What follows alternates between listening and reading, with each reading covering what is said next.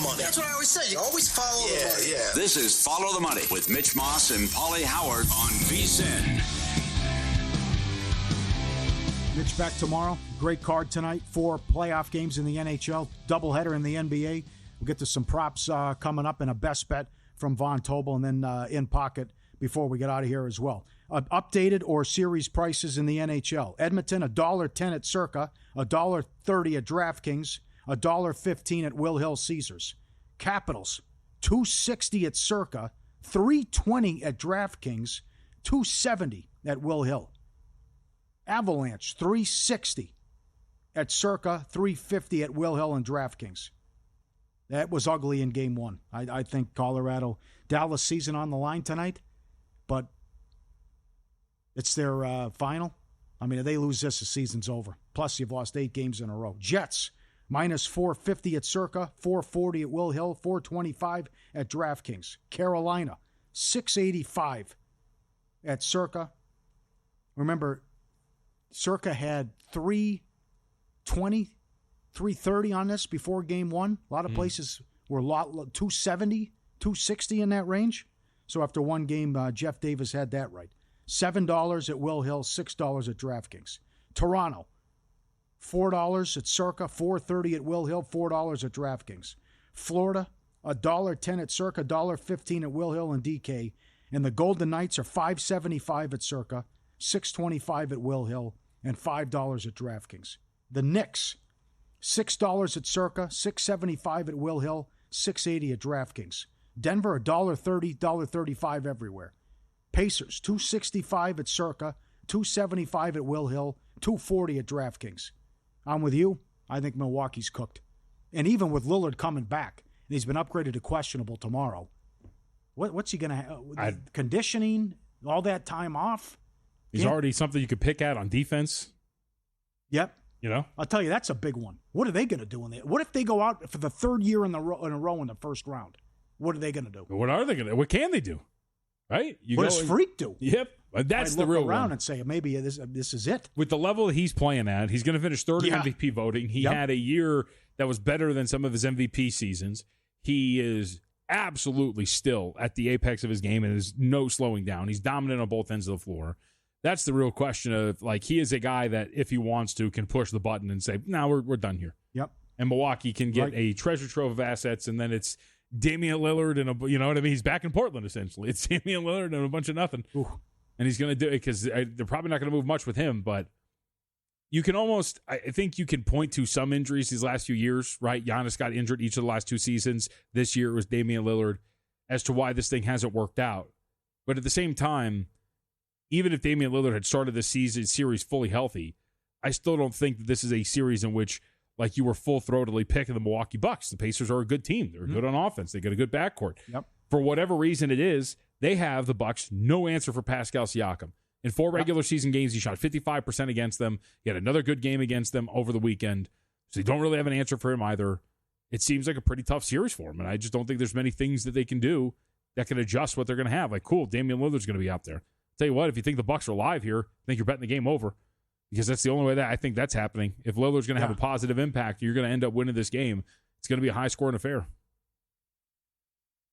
They have the 4th best record since January, and they're doing a better job defensively, too, Indiana.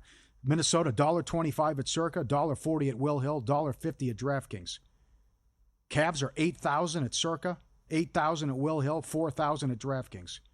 Celtics, $10,000 and $8,000 at DraftKings. Golden State, $3.40 at Circa, $3.60 at Will Hill, $3.80 at DraftKings, which leads us to our best bet. You can grab 3 right now, Game 2 with the Warriors, and you're going to do it. How is Houston laying 3 in this game? So this is a very big conversation point too about just the zigzag in general. And you're seeing hasn't worked for 20 years. You're seeing it in so many of these different games. You know, here and there you'll see just a half point. We're seeing it tonight with the Clippers, who are a 1-point favorite on the road in a game in which in a series in which they were 3-point underdogs. Are you off in game 1? Sorry, are you off the 0-2 angle too? which is cooled off. Yes. Oh, I'll have the tax you're paying on that thing. When I get the numbers, I like to put them together every year. I'll send them to you guys so you can reference them. That has been the first quarter. What Paul's referencing, for those who don't know, teams down 2-0 going back home.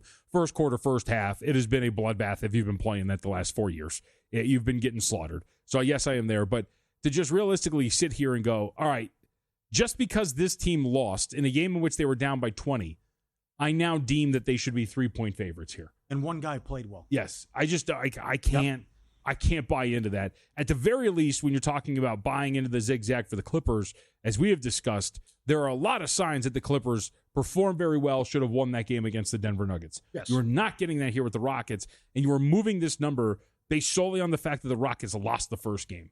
And I can't get into that. So you're going to give me 3 with the Warriors? I'll be down with that. All right. It's a G-Bank best bet, official bank of VEASAN, up in the ante with a $750 bonus for new G-Bank Visa Signature Card customers. New customers who spend $1,000 on eligible purchases within 90 days from account opening get a $250 bonus. And if you spend $50,000 on gaming and sports app loads within the 30 days of account opening, you get another $500 bonus, potentially a $750 bonus. Apply now. VEASAN.com/GBank, subject to credit approval. Terms and conditions apply. So great props every night and for all these series. So you can bet the game leaders and the series leaders. So for the first game, Pistons-Knicks, most points. Brunson the favorite, plus 125. Then it's Cade Cunningham, who has gone off this year against the Knicks but did not play well in game one. Cat is plus 350. OG's 50-1. Beasley and Bridges 30-1 if you want to get aggressive. And then in the late game, Joker's plus 130. Kawhi's 3-1. His point prop, I like over 24.5. He's averaging 25 a game since the break. Harden's 4-1. Murray plus 850. Zubac 16-1. Anything there? I mean, I think Zubac. What was it? What was it with Zubac? What was the number? 16. I mean, I think he's got some potential. What's going to do it though? Talking rebounds, right? No, this is points. Oh, points. I'm sorry. I thought you were talking rebounds. I was reading something while you were talking. I apologize. With points in this series? Ooh, and for this game. Yeah, for this game? No, dude. That's a good one, too. Yeah. Outside of Kawhi really bouncing back and starting to get his legs underneath him when he's playing in altitude here, because I don't think Aaron Gordon's going to be able to shut him down. And there are some mismatches that he can go after if he so chooses that I think he's going to be able to score. I don't know if I trust that he's going to be able to do it, but my initial blush, at first blush for this game, most points would be Kawhi. Because you would think that they're going to have an effort to get the ball in his hands and have him show stronger than what he did in game one. And Joker still is, I'm going to pass and get other guys involved too. Giannis is 340 tomorrow. Oh, and SGA's minus $2. The other thing you have is it's a big ticket second cash because these games have been blowouts. That's the other thing. Yep. There was a big one that cashed in the OKC game, considering it's a 40-point game in the second quarter. Right. You want to go Beasley most threes? He's the favorite in the Knicks game. He was awesome in game one. Yep, he'll take plenty of them. Brunson's 5-1. OG 6. So is Hard. I don't mind Hardaway. Hardaway's going to take a lot too. He's 6-1. Cat's 15. Cade's 9-1. Yeah, I think you're going one of the Pistons guys, Hardaway or Beasley. Okay. Beasley, 6-12 from 3 in the first game? Was that what it was? It sounds about right. Yep. Harden's 2-1. Powell plus 550. Murray plus 650. Joker and Kawhi 7-1. Porter's 8-1. Made one shot. Westbrook again? See, interesting to see how Adamman plays that tonight. Made one shot and was benched for Westbrook in game one. I go back to, we talked about this when we first mentioned this series. Harden does have a lot of favorable matchups in the series with Denver. That means he can get to a step back. He can hit a ton of threes. If you're talking about most threes in the game, or going back to most points in the game as well for Harden, like this dude can get after it. They don't have anybody. They have Christian Brown, and that's it. He'll try to go after Murray. He'll try to go after some of these others, but he's got a pretty big mismatch. And again, should they be able to do it, like Zubac, they should go back to that. That high pick and roll worked for them early in that game. You would think they were going to get a heavy dose of it. Yep, that was a big mistake too, and the officials got involved in the second quarter, and then the sloppy turnovers and second chance points for this series. Series now. Points leader Brunson minus $3, Cunningham plus 330, Cat 12-1. Then we're getting carried away. Beasley's 50. Joker's minus 220. Kawhi's 4-1. So is Harden. I think it's got to be one of those three. 3 leaders. Yeah. Beasley's minus $5 after his game 1 start. Yeah, I mean, it's going to be hard, especially if you're somebody that believes it's going to be a short series. That too. I mean, and he takes it's going to be hard to overtake Beasley. Brunson 7-1. Bridges did nothing in game 1. He's 11. OG's 13. And Harden is minus 230. Powell's 5-1. Murray's 5-1. Rebounds, Cat's minus 350. Hart 6-1. I don't mind Hart there. Yeah, Cat's got 11. Next closest are two Knicks, Anunoby and Hart at 7. 7, okay. So it's not like he's got like a massive lead there. Zubac minus 130. Yep. Joker plus 110. And then you got to go to Kawhi at 60-1. And then assist, Cade is minus $5. Brunson 4-1. Yep. Hart 17. Joker minus 115. Harden 105. Murray 50-1. Kawhi 75-1. I mean, he's got a 4-assist lead on Brunson right now, but that's a strong price, considering that that you could go out tonight and every single assist opportunity your team bricks, or a vast majority of them. Blowout scenario. Brunson, they blow him out. Tibbs keeps the guys in there. Brunson gets another 6 or 7 assists, and all of a sudden he's got the lead. Yeah. These are good markets. Yeah, that's a strong number for I agree, though. That's good stuff. It's every game with the game leaders. Yep. Points, rebounds, assists, and threes. And then it's for the entire series as well. And you've had some big ones cash in light of all the blowouts. We'll get to the NHL playoffs coming up next. I'll make the case for the LA Kings and some numbers that'll blow your mind and what the Jets have to overcome with Hellebuck. Rapid Fire NHL straight up next. Follow the money. Sirius XM Channel 158, downtown Las Vegas, circlelasvegas.com.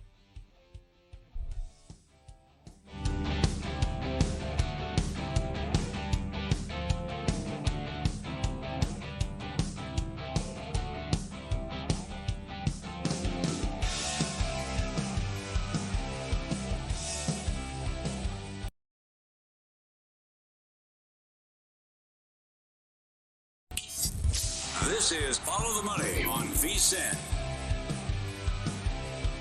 4 games tonight, NHL playoffs. Favorites 5-0 straight up.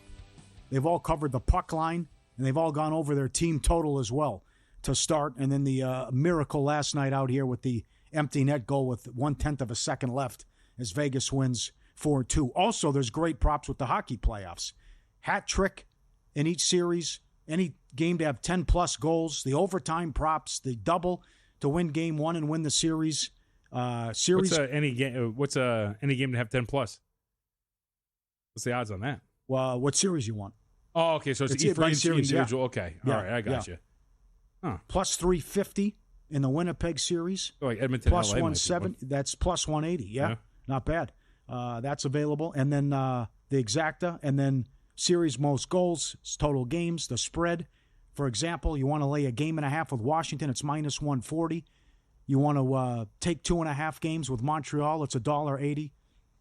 And you also have player specials as well, and all the props. Although that's more Jonathan Davis, who's great with props, and read them every day at vsin.com. So tonight, I want to start with the late game, though, and worlds colliding with this one. So Greg Wyshynski still says, I don't care. It's not hard to beat a team 4 years in a row. I'm taking Edmonton. I trust Edmonton, but I like the Kings, and I make a case for the Kings. Finally, they have home ice. I think they're the better team. They're certainly the better defensive team, and they have the better goaltending. Now, they don't have the best 2 players. That goes to Edmonton, and they might get a shot in the arm and get Kane back here as well. But they don't have Ekholm, and they struggled down the stretch, although they had injuries. But this is real, what they've done. What they've done since the deadline, what they've done all year defensively, and that you have Kemper, that I think the last 3 years, Edmonton's had their number. But I think the Kings are going to win this series, and I think it starts tonight with a Game 1 win. Where are you at with this one here, that the Kings, you can find Edmonton like $1.30, $1.20 in that range to win the series, but the Kings finally have home ice. They haven't beat Edmonton in the playoffs since 1989, won a series with Gretzky, and they haven't won, how about this? They haven't won a playoff series since they won the Cup in 2014. That surprised me as well. There is some belief out there for L.A. We are now, as in the last 5-10 minutes, L.A. has moved to $1.25 favorite here at Circa for the series, $1.30 over at Superbook as well. So look around, because there's some different prices out there that are showing on the screen. We'll see how accurate that is at this point. But as far as tonight's concerned, we're actually upwards of $1.40 offshore too. in favor of LA. So, wow. I mean, it seems like there's some belief. I'm with you. I mean, in terms of the defense, what you've seen from here, I don't know enough about hockey that I would be able to accurately point out two players being as good as what the Oilers have are worth what everything else the Kings have. Yeah. And so I would generally gravitate toward the team that has the better overall team and build than just, hey, we've got the two best players and they've owned you for the last few years. You have to throw out. I think that's the case. I think you have to throw out last year too. Sure. Well, okay, they were one game away from winning the whole thing, but that was last year. Yep. And certainly not that they had a bad season, but they didn't live up to expectations, although they were bit with the injury bug. But since the deadline, the Kings are 17-4, plus 41 goal differential. Defensively, top 3 in shots per game allowed, goals allowed, scoring chances allowed, save percentage, and high danger chances. Good offensively. Power play stinks, though. That's one thing that could be huge. And as Greg said, they call a lot of penalties in the first round. And the goaltending edge, though, too. Kemper, 31-11 with a 202 goals against, and the Oilers bottom 10 in save percentage. And it worked out last year, but do you trust Skinner? Man, most people think the winner goes out against Vegas anyways in the next round. But 5.5 tonight, and as high as $1.40 with the game one. By the way, shop around. I am accurate here. I'm looking at both. DraftKings has Oilers minus 130 for the series. Circa has Kings minus 125. They have the Kings favored now? Yes. Wow. That's incredible. So you are seeing a very big difference here in terms of these prices. So you can go and get plus 110 on the Kings and plus 105 on the Oilers if you so choose. Penalty kill. Kings were 8th and number 2 in goals allowed. And certainly, though, 27th on the power play, as I mentioned. But I would, first things first, stay out of the box. You don't want to go against that Edmonton power play. Number 2, the Jets. Game 2, I agree with Greg.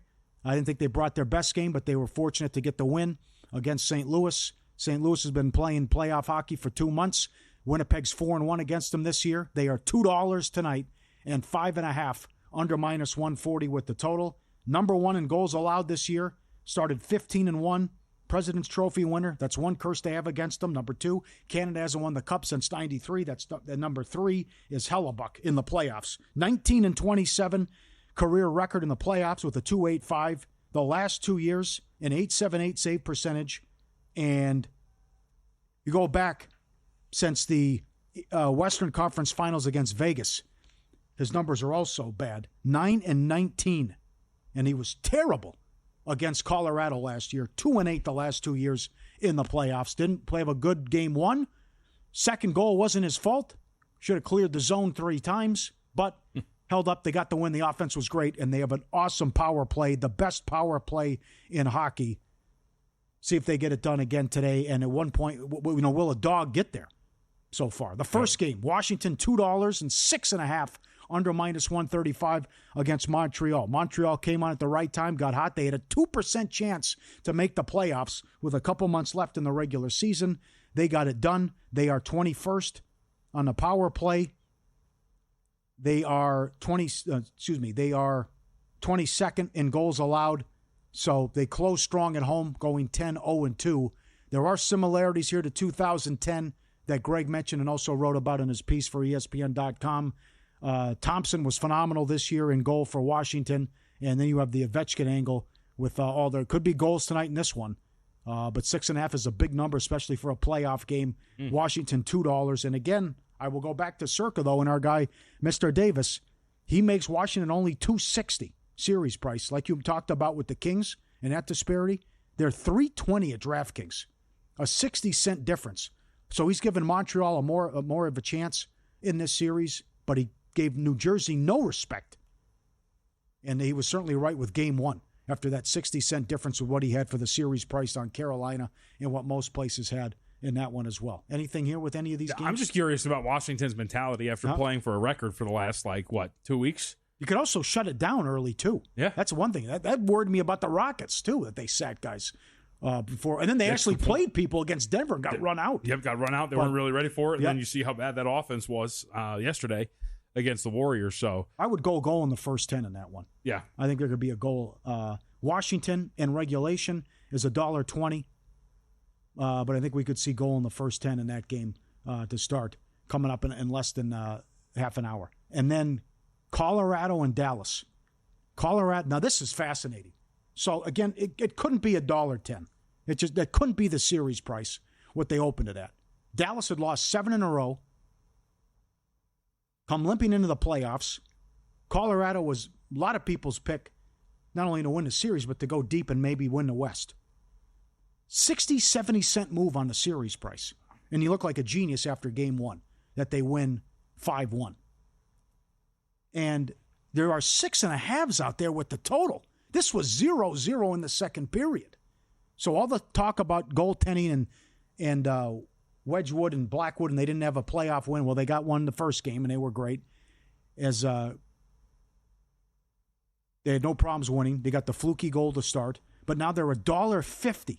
Colorado's up to $1.50 in Dallas season on the line. But I don't want any part of Dallas. Even though it's their season, I still don't want to take Dallas based on how they play, and they've lost 8 in a row. And the air will go out of the balloon in that building if they give up the first goal. Sure. And how well Colorado's playing. So $1.50 and 6.5 the total at DraftKings under -120. I don't mind puck line, plus 180 on Colorado as well to take them out and spank them again. And people in Dallas said Dallas doesn't have a shot in this game. So, again, favorites 5-0 so far. And those are some great numbers and props here as we start. In Colorado, their numbers. I like this that Tampa, the Jets, and VGK, they're the only 3 teams to be top 5 in both goals scored and goals allowed. Dallas is number 3 in goals per game, but they come limping in. And then again, if it comes down to the special teams, which could happen based on how many penalties they call in the first round, Jets best power play, VGK number 2, Tampa 5th, Colorado 8th, Toronto 9th. Carolina's got the number 1 kill. Then the Devils, Dallas, Washington 5th, Tampa 7th, Kings 8th. This surprised me. VGK is terrible on the penalty kill, 26th, and Minnesota's 30th. Also haven't been good on the road throughout the regular season either, Yeah, right. which is going to be interesting to watch once they have to hit it, especially against this Minnesota team that I thought played them pretty tough in game 1. Not bad, yeah. Yeah. But where's the scoring going to come from? That's my concern. And Gustafsson might let him down, even though he had a strong regular season as well. We'll get back to the NBA playoffs coming up next. Got to have a game for the Clippers, and do you agree with the move?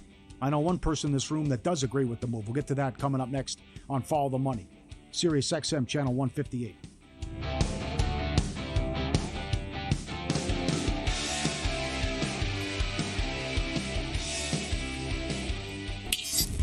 This is Follow the Money on VSiN.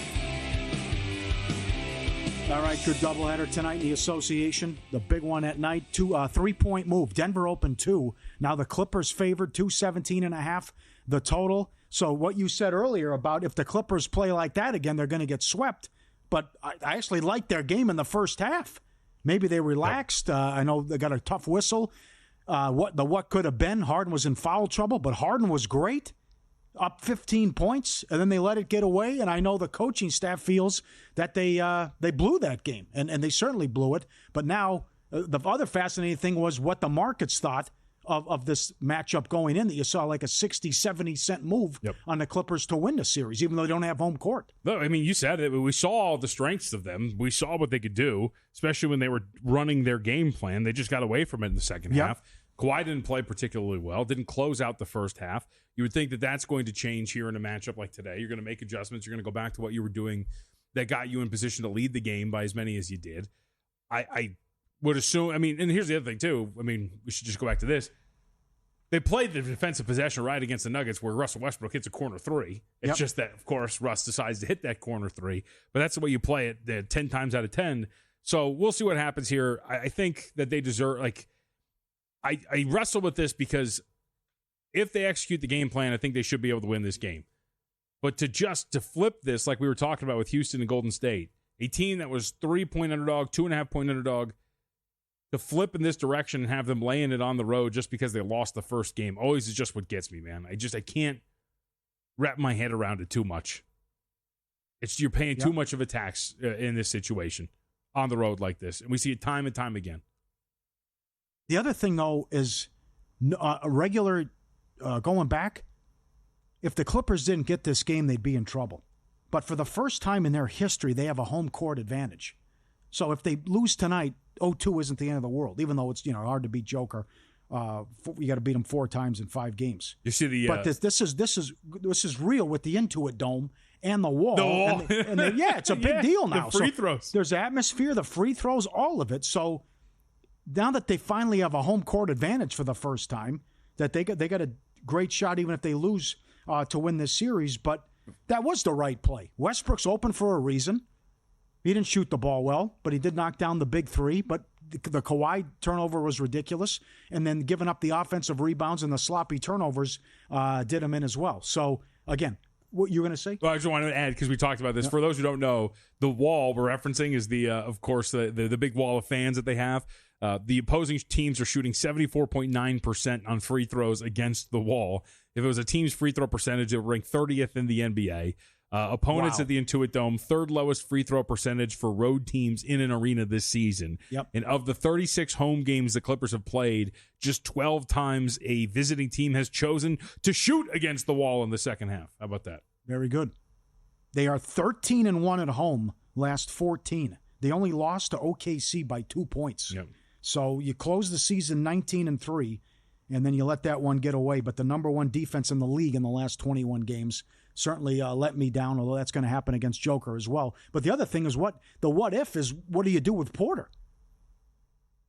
And he won't play like that again. You would hope not. But he only made 1 shot, and he's benched, and they put Westbrook out there. And the Nuggets outscored the Clippers on bench points, which is nuts. Yeah. Because they don't have a bench for what they were able to do. That's the troubling part. They went after Bogdanovich on every possession. Okay. He couldn't guard.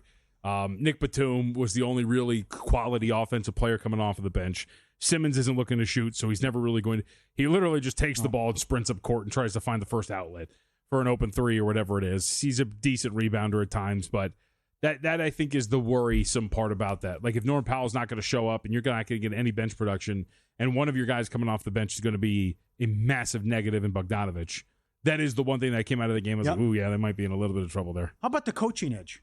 How significant is it? It didn't work out in game 1, but Lou is a good coach. People think he's a great coach.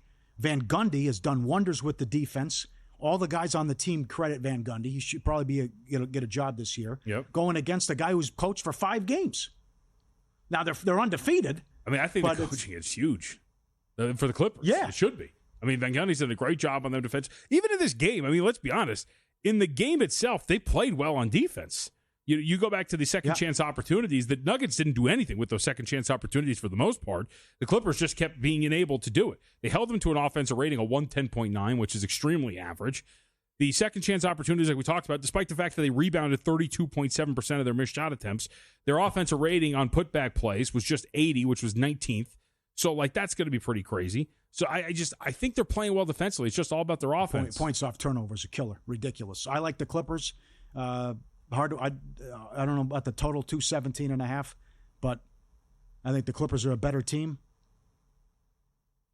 Maybe they can give OKC fits in the second round, but they know they let one get away in game 1. And Kawhi has been awesome going back. Yep, 25 a game, 25 a game since the break. 52% from the floor and 44% from 3. His prop tonight points 24.5. The first game. In about an hour, Knicks 6.5 and 220.5. There are some 7s out there against the Pistons.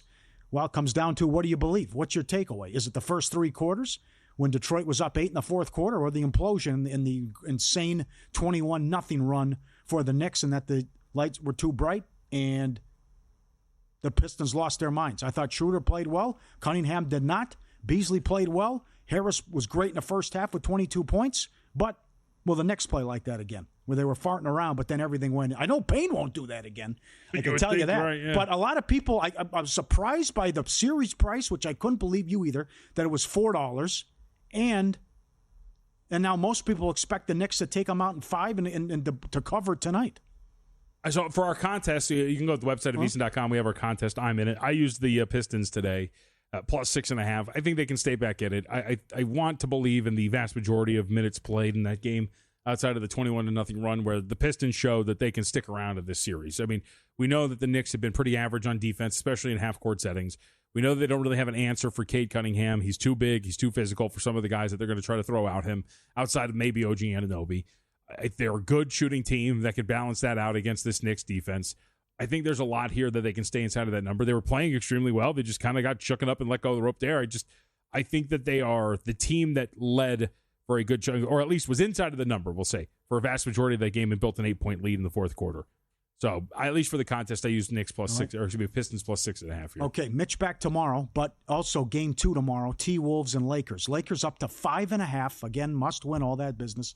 Up to 5.5 after getting blown out in game 1. And T-Wolves as low as $1.25 adjusted series price here at Circa. How about this?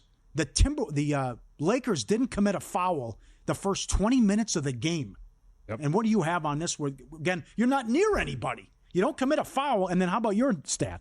So according to the NBA tracking data, the Lakers gave up 27 uncontested three-point attempts against Minnesota. So again, defender 6 feet or farther away. The Minnesota Timberwolves hit 19 of those 27. So 70%. They shot 70% on uncontested three-point looks. You go back and you look, and there's some good film breakdown of it. The Lakers were doing what they do.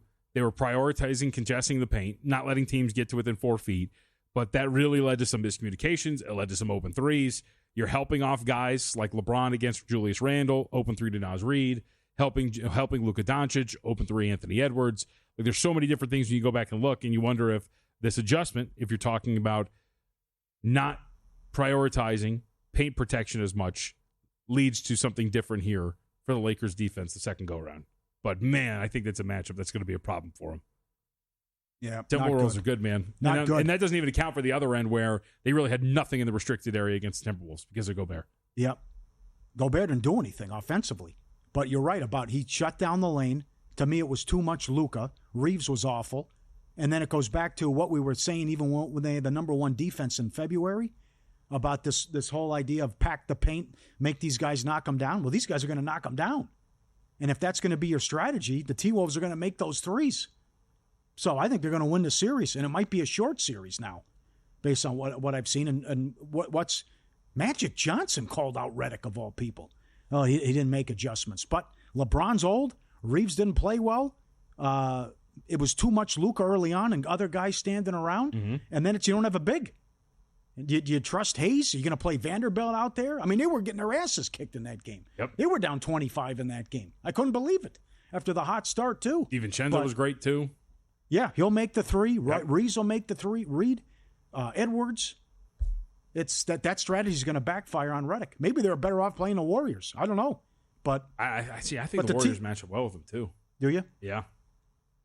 I mean, I'm waiting for Warriors Timberwolves. That looks like what we might get, obviously. With both. And what would you do with nothing. that? What would you do? I mean, depending on the price, I mean, Timberwolves have so much more size, and they can actually score. Yes. How about this Kuminga benching stuff now? Yeah, don't want any part of it. I know. He hasn't played. And all this depth and this great bench they have, it's guys in out there. That's why I thought maybe the Rockets would be able to hang, but that wasn't the case. What we're betting up next, in pocket, and is UCLA making a mistake? Straight ahead on Follow the Money. Sirius XM Channel 158, VSiN.com.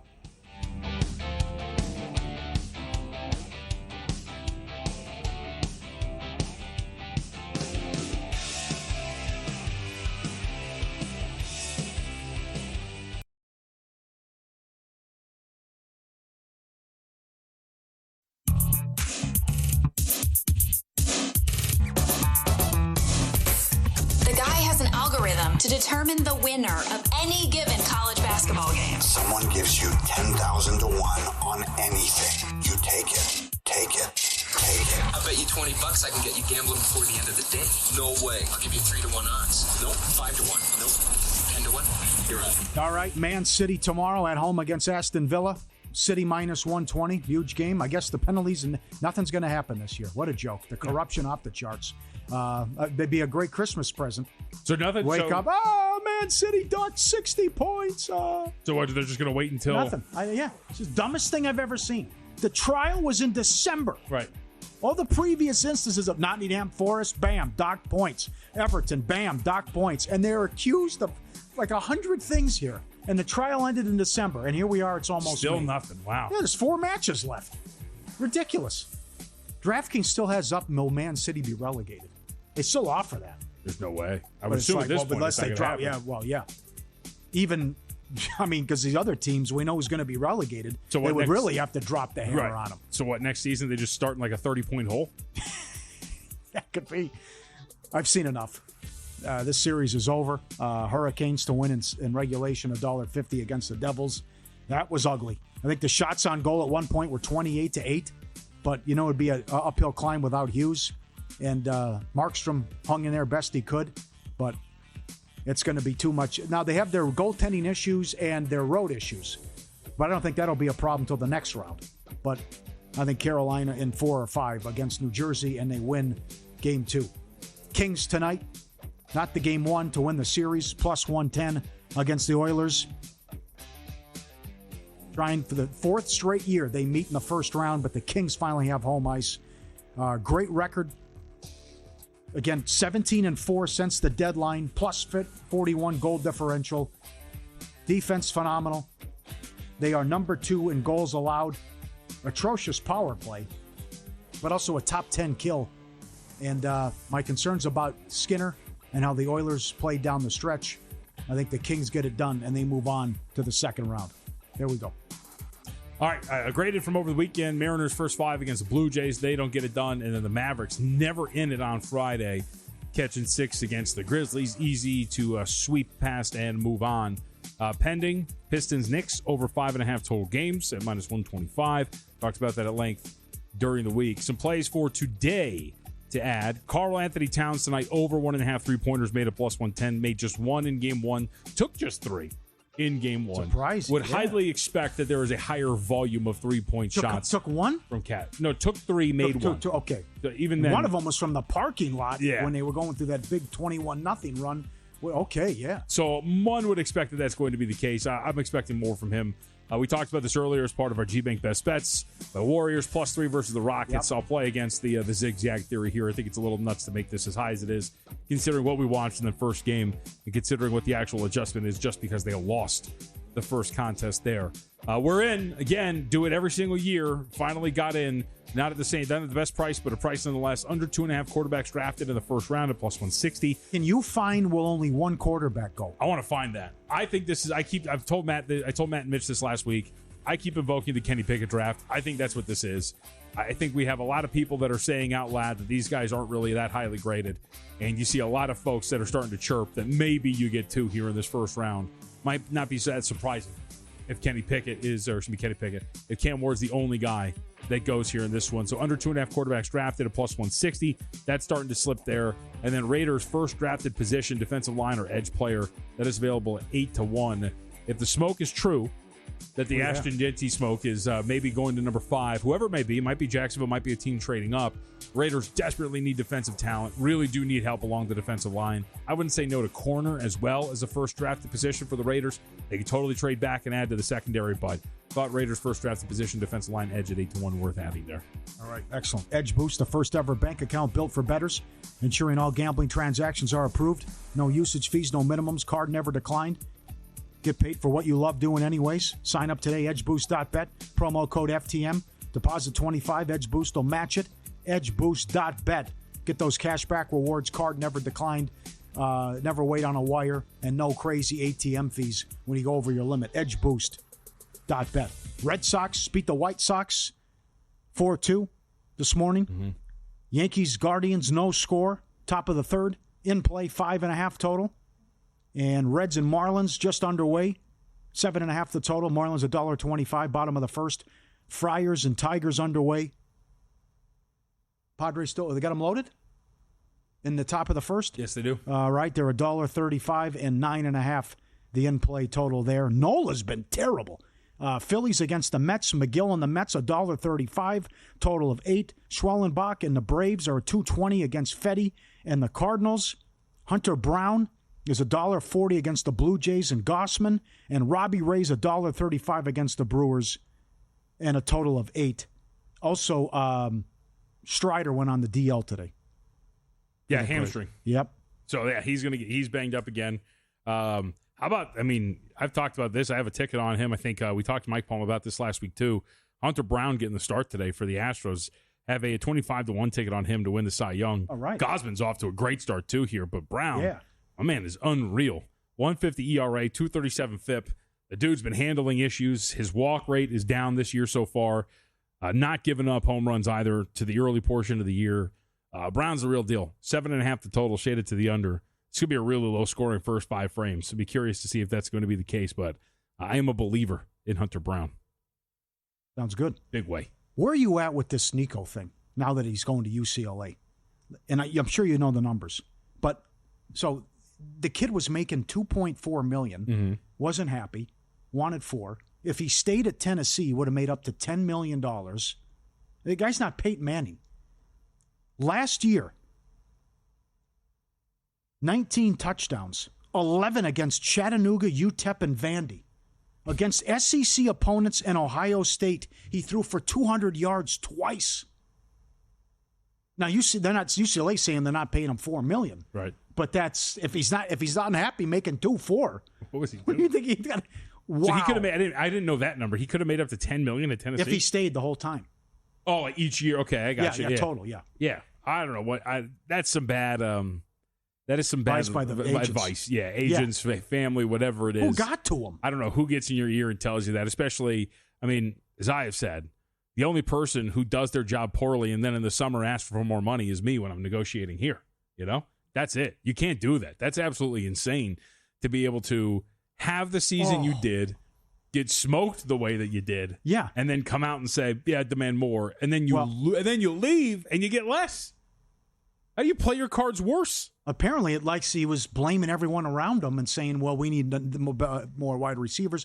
We need O-line help, whatever. So someone was in the year. But it's like, let's listen to that. I mean, you had, against the SEC teams in Ohio State, you threw for 200 yards twice. Yep. And all your touchdowns came against Chattanooga, Vandy, and whoever. Have you seen this quarterback for Colorado, the commit? No. Oh, man. I think it's Julian Lewis is this kid. Okay. So he goes to a pop-up signing event on Friday of I think it was last week. He shows up in a white Lamborghini. Urus, is that how you pronounce the model? You're kidding. And a diamond-encrusted Darth Vader chain around his neck. What? This kid hasn't played snap yet. No. Dude, yeah, this is great, dude. I love the kid's 17. It's like Ron Paulus. They were counting the Heismans before he took a snap. And he went, dude, it's wild, man. Oh, my God. Hey, man, I'm down. Make your money. But, like, dude, my man showed up in a Lamborghini. Look at this chain. You can see the Darth Vader diamonds from all the way over there. It's crazy, dude.